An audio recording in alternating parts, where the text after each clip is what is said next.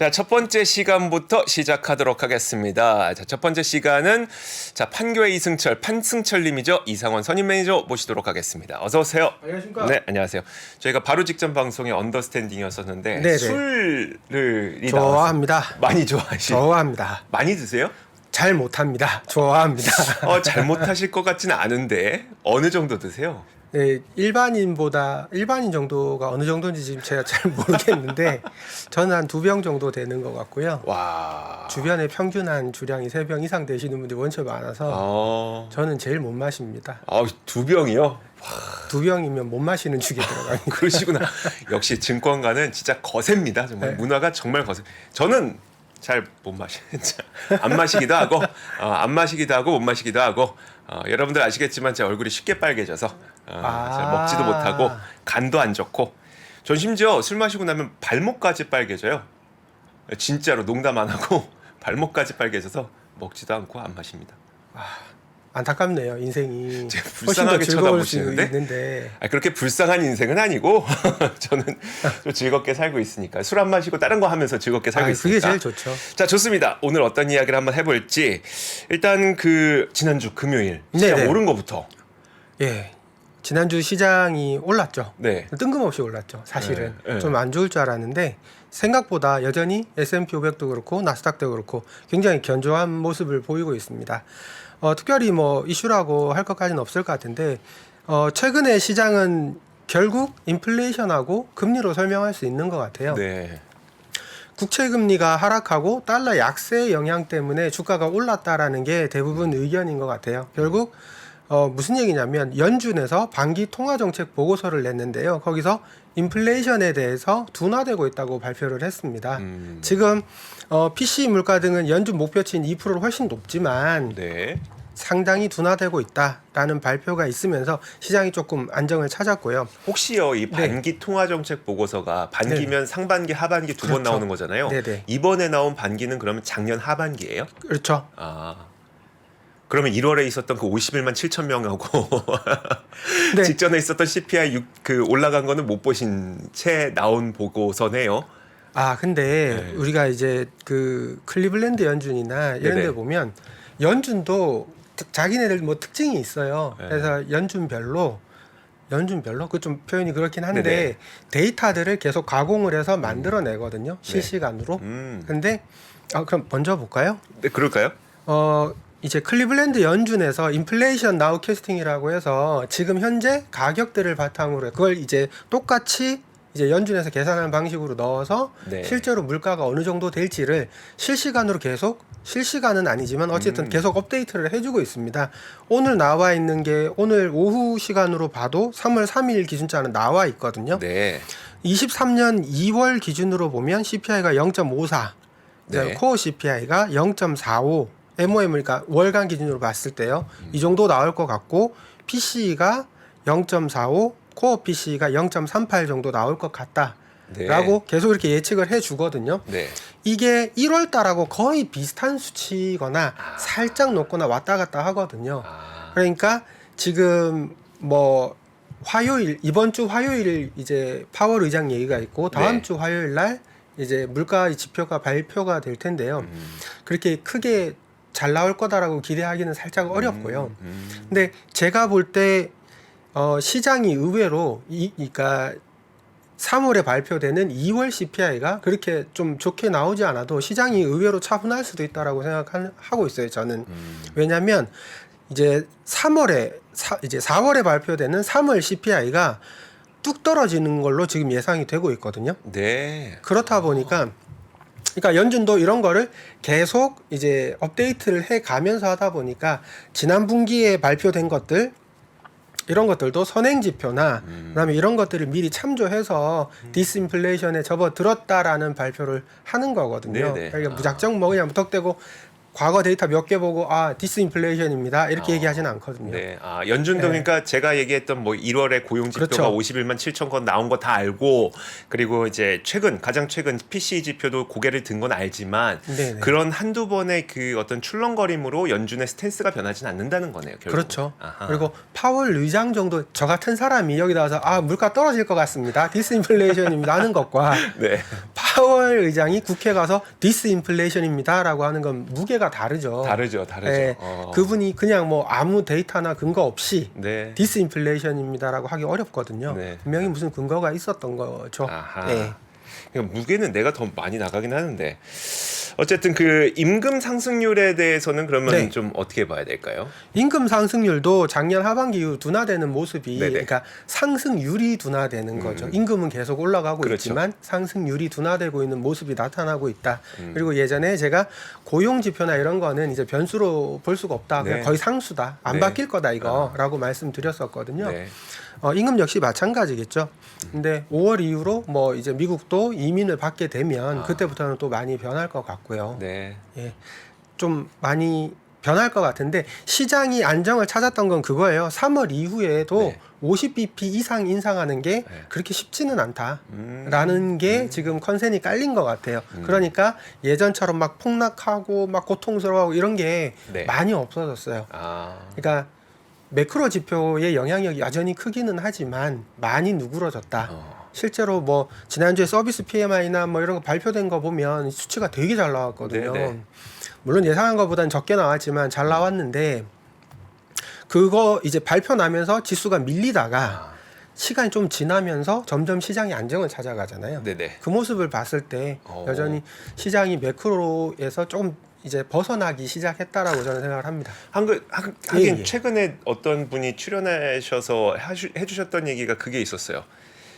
그러니까 10년물 국채 금리가 3.2에서 4.0까지 거의 80bp가 올랐는데 작년에 만약에 80bp 올랐으면 이거는 폭락각인데 맞습니다. 80bp 오르는 동안 미국 시장 빠진 거 보면 기껏해야 S&P 500 기준으로 5% 정도? 네. 이거는 거기에 대한 민감도가 상당히 그러니까 금리에 대한 민감도가 상당히 낮아진 거다. 맞습니다. 더 이상 과거와 같은 걸로 생각할 수 없다.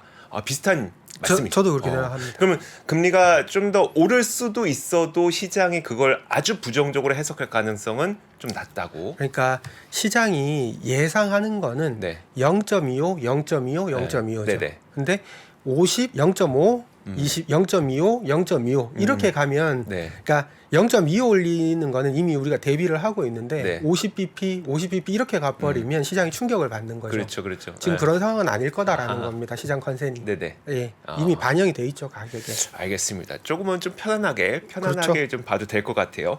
자, 금요일에 그 어떤 종목들이 올라왔는지도 한번 보여주실 텐데 뭐 히트맵 볼까요? 그럴까요? 네. 화면 보시죠. 지금 금요일 시장인데요. 역시 뭐 아주 전부 다 초록초록합니다. 아주 마음에 드는 형태고요. 메타가 6%, 애플이 3.5, 어도비가 3%, 브로드컴이 5.7, 아마존 3, 테슬라 3.6, 포드 4, GM 3.7 이렇게 이게 우리나라하고는 좀 모습이 다르죠. 이렇게 네. 큰 종목들이 저렇게 변동성이 클 수 있나라는 생각이 드는데 미국은 오히려 빅테크가 변동성이 큰 것 같아요. 맞아요. 뭐 작은 종목이나 큰 종목이나 네.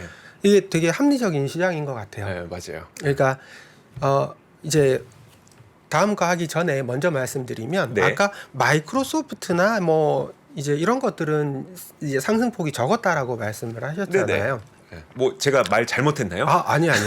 그게 아니고 어찌 됐던 주가는 네. 이제 EPS하고 이제 순이익하고 이제 이 PER을 곱해서 만들어지잖아요. 거기서 중요한 게 할인율이 얼마냐는 거거든요. 그렇죠. 근데 마이크로소프트 보시면 고점 대비해서 지금 30%밖에 안 떨어져 있어요. 네. 고점 대비해서 30%밖에 안 떨어졌다는 얘기는 이익이 그만큼 탄탄했고 시장에서 PER을 별로 이렇게 하락하는 걸 반영하지 않았다라는 거죠. 근데 메타 같은 경우는 고점 대비해서 70%, 75% 하락했었어요. 네. 그러고 지금 조금 올라온 거거든요. 원래 메타는 320불인가? 제가 지금 정확한 기억은 아닙니다만 네. 고점에 320불 정도였는데 그게 100달러를 깼었죠, 한번. 그랬죠. 네. 그러고 나서 올라온 거거든요. 근데 메타 이익이나 이런 걸 보면 물론 이제 메타 이익 나중에 보여드리겠습니다만 반토막 나긴 했어요. 그러면 170달러가 적정한 가격이었을 텐데 네. 100달러 이하까지도 내려갔었단 말이죠. 그러면 이거는 할인율이 컸던 거예요. 할인율이 왜 컸느냐? 그거는 잠시 후에 정확하게 보면서 말씀드리도록 하겠습니다. 알겠습니다. 오늘 그래서 메타 이야기를 좀 해주시려고 사실 저는 마음속 한켠에 있었던 메타가 저 멀리 사라진 지 좀 오래거든요. 네. 그러니까 그 이유가 단순히 주가가 하락했던 그것보다도 페이스북에 저의 사용 빈도가 떨어지고 인스타그램에 저의 사용 빈도가 떨어지다 보니까 이제 좀 한켠으로 갔는데 공교롭게도 그 비슷한 시기에 다른 분들도 그랬대요. 좀 사용을 덜 했대요. 그렇죠. 그러니까 주가가 떨어졌죠. 그러면서 실제로 주가가 떨어지고 네. 그때 아직도 기억나는 게 이제 막 iOS에서 애플에서 이제 메타에게 정보, 그러니까 개인 정보 제공하지 않겠다라고 하니까 맞습니다.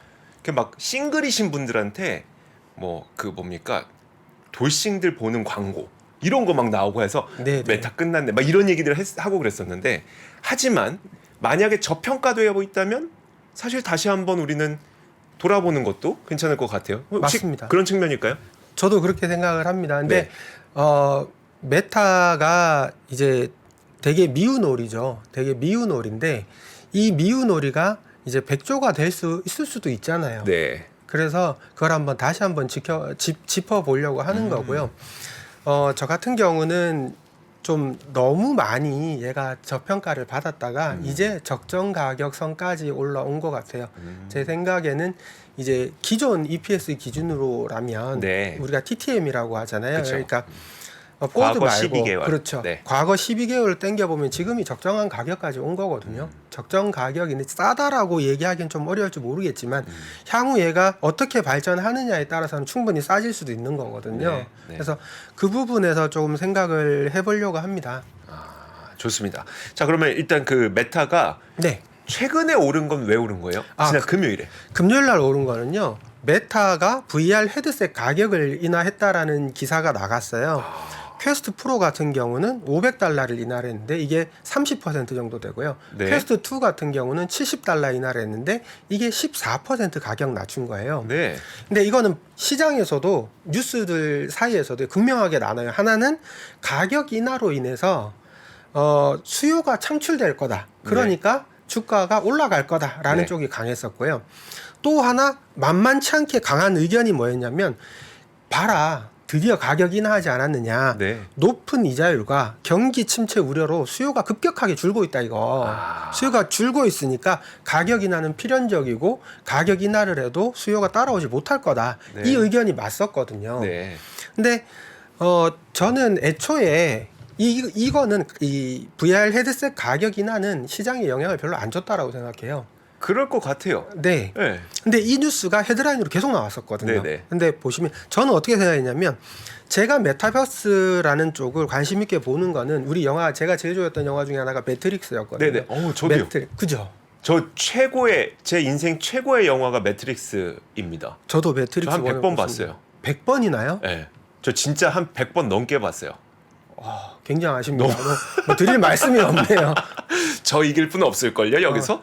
네. 압도적입니다. 100번 정도. 100번 넘게 봤어요.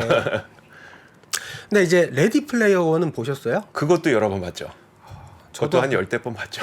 저는 한 번 이상 잘 못 보는데 레디 플레이어 원 같은 영화 이런 가상 세계를 그렇죠. 꿈꿨던 거거든요. 이런 게 나올까라고 생각을 투자를 했는데 근데 여전히 시장은 아직 이거 게임기 중에 하나라고 생각하는 것 같아요. 그렇죠. 게임 기계고 그래서 작년 게임 산업이 굉장히 부진했잖아요. 네. 이제 막 경기 침체 온다 그러니까 돈을 안 쓰다 보니까 여가에 활용하는 게 게임이나 이런 것보다는 나가는 쪽으로 외부 활동하는 쪽으로 많이 갔죠. 그렇죠. 그러니까 우버나 에어비앤비 이런 네. 쪽으로가 좋았던 거고 게임 산업이 굉장히 안 좋았지 않습니까? 네. 그게 그대로 반영이 됐다라는 게 제 생각이고요. 근데 뉴스 중에 하나 이런 뉴스들이 나오기 시작하더라고요. 뭐냐면 방금 지적해 주셨던 메타의 새로운 광고입니다. 네. 메타의 AI가 광고주에게 점점 더 도움이 되고 있다. 이게 어드밴티지 플러스라고 적은 데이터로 동일 효율 창출을 목적한다라고 합니다. 네. 제가 혹시 이거에 대해서 막 구체적으로 설명해 놓은 게 있을까 해서 데이터를 많이 찾아봤는데 네. 어떻게 이거를 어드밴티지 플러스로 전환하는가 하는 건 많은데 이 로직이 뭔지는 모르겠어요. 나와 있지는 않아요. 예. 인공지능은 원래 로직을 모르는 게 인공지능이죠. 만약에 인공지능의 로직을 알면 그건 인공지능이 아니죠. 왜냐하면 인공지능이라고 하는 건 요즘에도 트랜스포머라고 하는 게 막대한 데이터를 때려넣고 그러니까 기계가 배워서 거기서 그 내놓는 추론, 그러니까 내놓는 결과물을 우리가 볼 뿐이지. 그럼 네가 왜 그걸 내놨어에 대해서는 사실 설명이 불가능한 게 인공지능이라서 이거 인공지능 그렇습니다. 아, 훌륭하십니다. 저는 그것도 모르고 하루 종일 고생했는데 아무리 찾아도 없더라고요. 로직이 있으면 이건 약간 과거 형태 인공지능. 예, 그거 학습시키는 로직까지 짜주는 게 과거 형태라면 지금의 인공지능은 트랜스포머가 딱 그거잖아요. 데이터를 다 쏟아놓고 네가 거기서 의미 있는 결과를 추론해봐 이거니까. 여러분은 지금 인문계와 이공계의 차이를 보고 계십니다. 인문계는 계속 찾아요. 뭐가 있을까 해서. 네, 어쨌든 이게 있어요. 네. 어드밴티지 플러스라고 해서 그러면 본인들이 갖고 있는 데이터 양이 그렇게 많지 않으니까 이걸로도 효과적인 광고를 네, 할 수 네, 있는. 네. 그렇구나. 근데 이게 재밌는 게 아까 네. 말씀해 주셨듯이 개인정보보호 정책 변경 때문에 네네. 적은 데이터가 오게 되잖아요. 네. 근데 이걸 알 수는 없는데 기존 광고주들이 이렇게 바꿨더니 기존 광고들 대비해서 광고 효율이 떨어진다라고 느끼지 않는데요. 지금 많이 올라왔대요. 네. 예. 어떤 로직인지는 알 수는 없지만 그렇죠. 네. 광고 효율이 떨어지지 않는다라고 지금 얘기를 하고 있거든요. 반응이. 그러면 네. 사실 우리가 여러 가지 메타에 대해서 뭐 사용자가 줄었습니다. 뭐 인스타보단 요즘에 틱톡입니다. 아니면 iOS에서 정보를 제공해주지 않습니다. 온갖 변명과 이유를 붙여도 사실 결국 메타가 안 좋았던 거는 광고 시장이 안 좋았기 때문이었던 맞습니다. 거잖아요. 네. 그리고 iOS도 그 문제도 광고 주들이 그걸 뺐기 때문에 광고를 뺐기 때문이었는데 광고가 유지된다. 맞습니다. 그러면 가능성이 있는 거네요. 그렇죠. 그럼 아까 말씀드렸던 EPS 부분이 틀려지는 거죠. 그렇겠죠. 경기만 네. 살아나면 되는 건데 그것도 조금 이따가 다음에 네. 보여드리겠습니다. 자, 제가 정확하게 지금 기억하고 있지는 않는데 네. 작년 12월에 여기 메타 밖에서 앉아 계셨어요. 그래서 메타박 특집으로 메타를 막 저도 당시에 메타를 투자를 하고 있었기 네네. 때문에 메타박 특집으로 메타에 대해서 30분간 얘기를 했었거든요. 저 봤습니다 그거. 보셨어요? 네. 예, 이어서 메타 팔로우를 해드리도록 하겠습니다. 제가 볼 때 메타는 주목해야 될 게 세 가지예요. 네. 뭐냐면 첫 번째는 틱톡입니다. 아, 틱톡이 개인정보 보호 문제 때문에 이게 사라질 수 있다라고 저는 생각해요. 맞아요. 메타가 이거 엄청나게 로비하거든요. 네네. 이 틱톡 없애야 된다. 네. 근데 중국도 개인정보 보호 문제로 자국 데이터를 못 나가게 하고 막 이런 식을 하잖아요. 그렇죠. 똑같은 논리로 서방 세계에서도 이걸 막을 수 있다라는 거죠. 실제로 미국이나 유럽은 막기 시작했습니다. 맞아요. 호주도 막았고. 네. 근데 완전히 퇴출될 수도 있는 거거든요, 이게. 그렇게 되면 얘기가 전혀 다르죠. 그렇죠. 메타가 이 광고 산업이 경쟁이 너무나 치열한데 네. 그 중에서 강력한 중국계 경쟁자가 나타났다가 사라진 거거든요. 그렇죠. 그러면 이 사건으로 해서 이득을 볼 회사는 구글과 메타일 게 틀림없습니다. 네, 네. 그러면 달리 봐야 된다라는 게 첫 번째고요. 두 번째는 메타도 AI 회사라는 겁니다. 저 이걸 잘 몰랐어요. 네네. 메타가 AI를 생각보다 굉장히 빨리 시작했어요. 그래요? 구글하고 경쟁하면서 구글 이제 초창기 이제 LLM 모델이라고 하잖아요. 라지 랭귀지 모델. 예, 지금 챗 GPT 같은 모델. 네네. 전에 구글에서 나왔을 때 메타도 비슷한 시기에 내놨어요. 그러니까 굉장히 빨리 도입했습니다. 네. 이 광고를 표적 광고를 하는 것과 뭘 노출시켜야 될지도 AI가 하거든요. 사람이 일일이 뭐 하진 않을 거 아니에요. 그럼 어떻게 분류해요? 가입자가 30억 명인데. 근로자가 이주호 페이스북 이렇게 쭉 보면서 이주호가 요즘에 옷을 좋아하네 이거를 하진 않을 테니까. 그렇죠. 네. 그거를 분류해서 이 나이대의 사람이 이 지역 사는 사람들이 뭘 좋아하더라라는 거를 그러니까요. 표적으로 해서 광고를 했다라는 거죠. 네. 자, 근데 요거 관련해서는 뒤에 한 번 더 말씀드리고요. 네네. 그리고 세 번째는 메타버스 투자가 성공할 가능성입니다. 지금 시장은 전부 다 메타버스가 실패할 거다라고 얘기하고 있거든요. 네. 근데 저는 생각이 조금 바뀌었어요. 많이 바뀌었어요. 네네. 왜냐하면 이전에는 그냥 우리가 핸드폰 가지고 놀다가 뜬금없이 헤드셋으로 넘어간다라고 얘기를 했었거든요. 네. 가상현실로 우린 바로 로그인할 거야라고 했었는데 현실적으로 그 중간 단계가 뭔가 없었잖아요. 네. 근데 AI가 등장하면서부터는 저는 이거 가능성이 있다라고 생각합니다.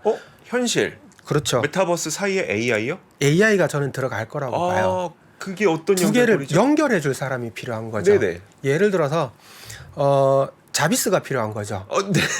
네네. 자비스 맞잖아요. 요즘 영화 이름이 아이언맨이요. 갑자기 아이언맨. 네. 절대 긴장하고 있지 않지만 잘 생각 안 나는 경우가 많습니다. 아이언맨에서 그런 얘기 하잖아요. 뭐 이렇게 계산해 줘. 그쵸. 뭐 어떻게 해 줘. 네. 라는 거를 말로 이거 아이언맨 딱 그잖아요. 머리 뒤집어 쓰고 손에 뭐 끼고 네네. 뭐 이렇게 화면 손을 흔들어 가면서 네. 계산해 줘라. 뭐 해 줘라. 그러면 그대로 맞춰 보고 하는 뭔가잖아요. 그렇죠. 이게 AI가 해야 될 일이거든요. 물론 제가 비유가 적당하지는 않을 거라고 생각해요. 네네. 그렇지만 중간 단계가 될 가능성이 저는 되게 높다라고 생각해요.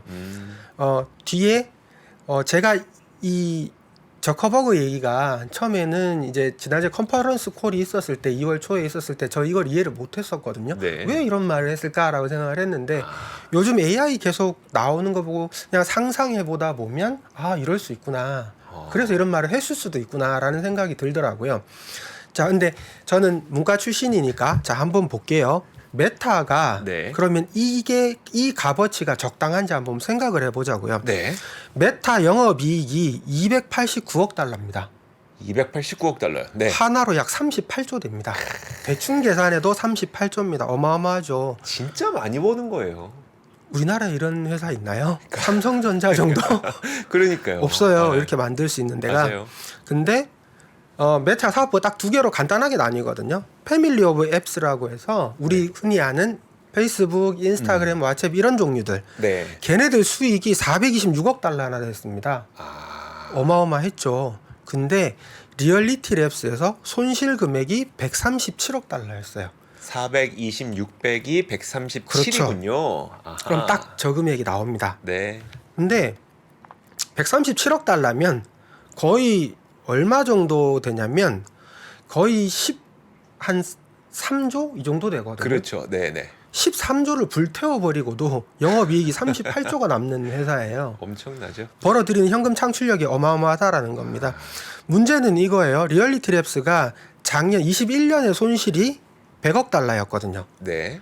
37% 손실이 는 거예요. 늘어났네요. 그리고 이번에 올해도 보면 이 손실 관련해서 늘 거다라고 얘기했었거든요. 네. 그러면 생각을 한번 해보시면 지금 메타 시총이 4,800억 달러 정도 되거든요. 네.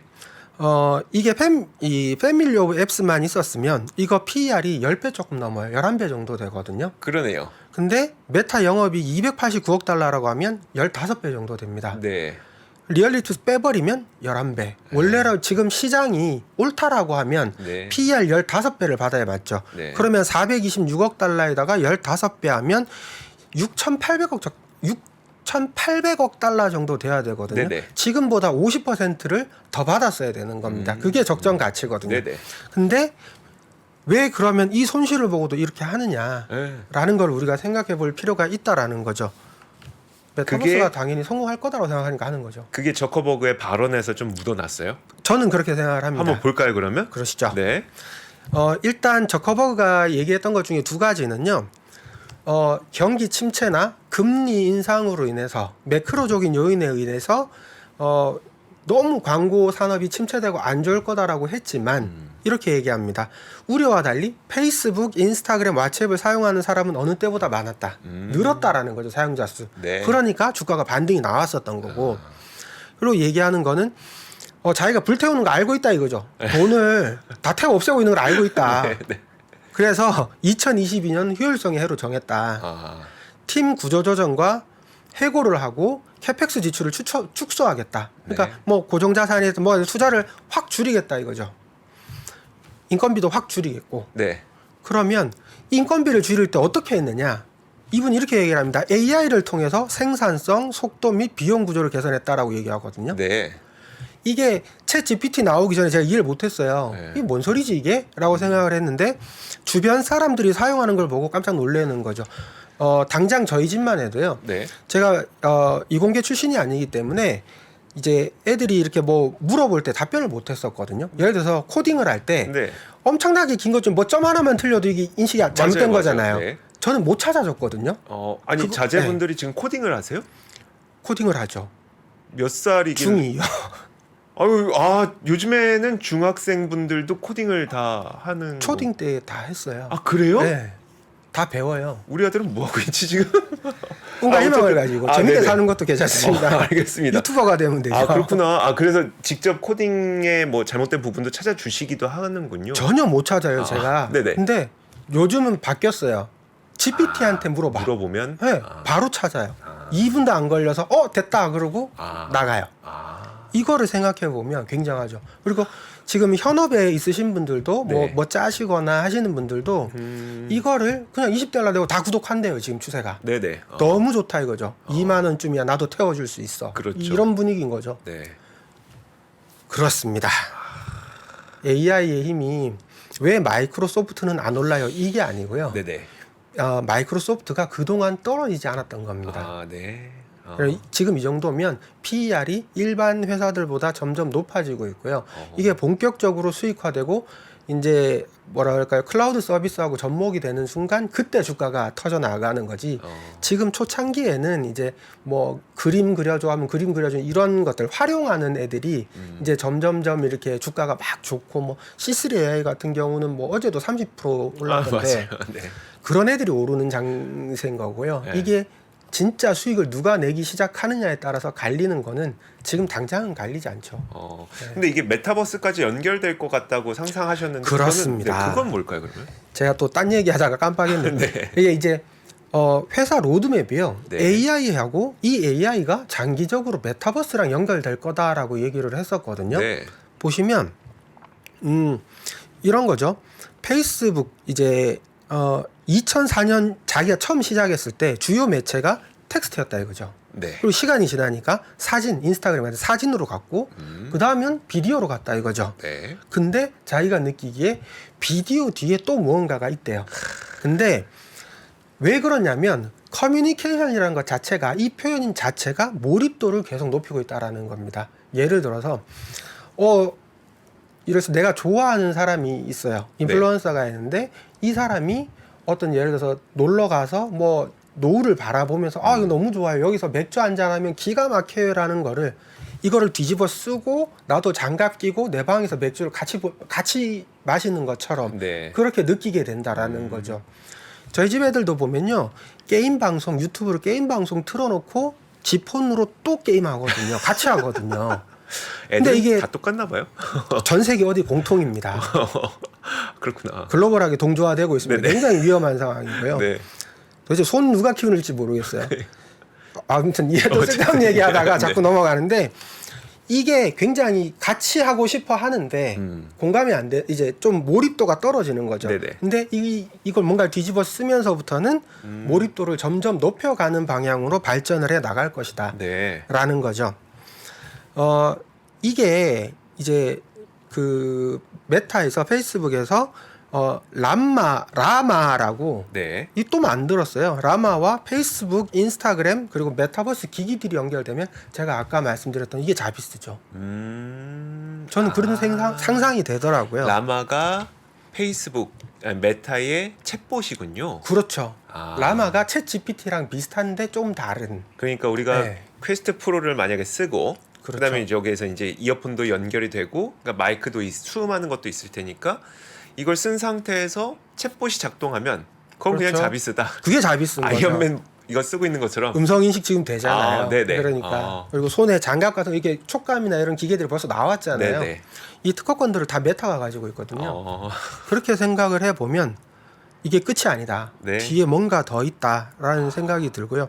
근데 이게 먼 미래의 일이 아니라 네. 가까이에도 이 얘기가 나와요. 무슨 얘기냐면 페이스북하고 인스타그램은 팔로우하는 사람 중심이다 이거죠. 네네. 그래서 날 따라다니는 사람 소셜 미디어 차원에서 추천을 하고 뭔가를 했는데 지금은 AI 시스템이 권장하는 콘텐츠 노출로 변경 중이래요. 네. 다가 그게 릴스고 실제로 릴스는 재생 시간 작년 건수가 작년에 2배로 성장했다라고 얘기를 하거든요. 뭔가 이제 그 사람 이제 뭐라 그럴까요? 팔로우하는 사람들과의 관계 이제 소셜 미디어에서 네네. 점점 벗어나고 있는 거죠. 아, 어쩌면 소셜 미디어와 AI가 뭔가 어떤 연결되는 중간에 뭔가가 생길 것이고 네. 그럼 이게 또 더 몰입 현실로 들어가면 또 이것과 연결하는 뭔가가 생기겠죠. 아, 물론 제 상상일 수도 있지만 네네. 아마 저커버그가 그런 생각을 하지 않았었을까? 아, 그러면 이 돈을 이렇게 태우는 게 나쁘냐라는 생각이 드는 거죠. 저는 돈을 이렇게 투자를 해서라도 비용 구조를 개선해서 이 투자금을 지금보다 더 많이 뽑아낼 수 있다라고 하면 괜찮다. 그리고 지금 가지고 있는 특허권들 쌓아놓은 것만 해도 몇 년 뒤에는 이게 엄청난 재산이 될 것이고 이게 지금 퀘스트나 이렇게 뒤집어 쓰는 거라든지 뭐 어떤 이런 것들이 지금의 핸드폰의 역할을 하는 거죠. 핸드폰을 이 기기 안으로 넣을 수 있다면 메타는 한을 풀 수 있는 거죠. 메타가 당했던 치욕이 애플하고 구글 이제 플레이 스토어에서 이런 치욕을 당했잖아요. 네. 얼마나 짜증나겠어요. 약간 무슨 느낌이라고 해야 되지? 그러니까 입양된 자식 같은 느낌? 그렇죠. 그러니까 구글이나 애플은 다 자기 자기 뼈대 있는 집안인데 나 혼자 앱스토어에서 열심히 일해갖고 돈 엄청 잘 벌긴 하는데 자꾸 얘가 뭐라 그래 옆에서 막 이런 느낌이었었는데 좋습니다. 좀 정리를 해보면 네. 일단 그러니까 그 광고로만 버는 돈이 426억 달러 정도로 굉장히 많지만 이것만 놓고 봐도 지금 굉장히 저평가되어 있는데 지금 그 틱톡이 일단 금지될 가능성이 있고 메타가 AI에 투자함으로써 이게 이익을 높여줄 가능성이 있는 데다가 메타는 지금 적자 상태이긴 하지만 이게 만약에 플러스로 전환되는 약간의 긴 시간을 생각하자면 지금 메타는 좀 굉장히 매력적으로 보인다. 저는 매력적으로 보이는 게요. 이 AI가 네. 비용 통제도 하지만 수익 네. 창출도 할 수 있고 그리고 메타의 AI 기술이 우리가 알아채지 못했을 뿐이지 상당히 높은 수준에 있다라는 겁니다. 네, 그러니까 그 부분에서 더 봐야 되는 거죠. 그리고 단기적으로 촉매가 될 수 있는 거는 물론 이제 해고하고 아픈 얘기지만 해고하고 뭘 해서 이익 자체가 높아질 수 있다라는 것이고 네. 가장 큰 촉매는 만약에 틱톡 문 닫는 순간 메타 주가는 엄청 오르겠죠. 그러겠죠. 네. 네, 그러겠죠. 진짜 그렇게 될지 모르겠습니다만 가능성이 있다고 봅니다. 그런 흐름이 요즘에 계속 이어지고 있어서 저도 뉴스 계속 보고 있거든요. 그래서 그런 가능성이 있으니까 한번 메타 박메타 보고 계십니까 지금? 보고 계시려나요? 다른 방송을 다 파셨다고 하시네요. 벌써 배신했어요? 배신이 아니죠. 그렇죠. 누군가의 합리적인 선택이죠. 네, 알겠습니다. 상대방의 선택을 항상 존중하고 알겠습니다. 그런 이유가 있겠죠. 죄송합니다. 존중해드리도록 하겠습니다. 자, 오늘 이상원 선임 매니저와 메타에 대해서 좀 심도 깊은 이야기를 나눠봤습니다. 저도 이렇게까지는 잘 못 봤었어요. 오늘 너무 좋은 이야기 감사드립니다. 별 말씀을요. 다음 주에 뵙겠습니다. 벌써 시간이 그렇게 됐네요. 네, 들어가세요. 예. 네, 안녕히 계세요. 감사합니다. 감사합니다. 네. 장 시작 전부터 종료까지 쏟아지는 수많은 뉴스와 정보들. 이 중에서 어떤 것이 투자에 정말 도움이 되는 정보일까요? 3프로의 증시 셔터맨 박근영 마스터가 직접 정보를 선별하고 투자의 힌트를 드립니다. 시간도 아끼고 투자 아이디어도 얻는 시간, 박근영 부장의 마켓 힌트와 함께 하세요. 자세한 사항은 3프로 TV 앱과 홈페이지를 확인하세요.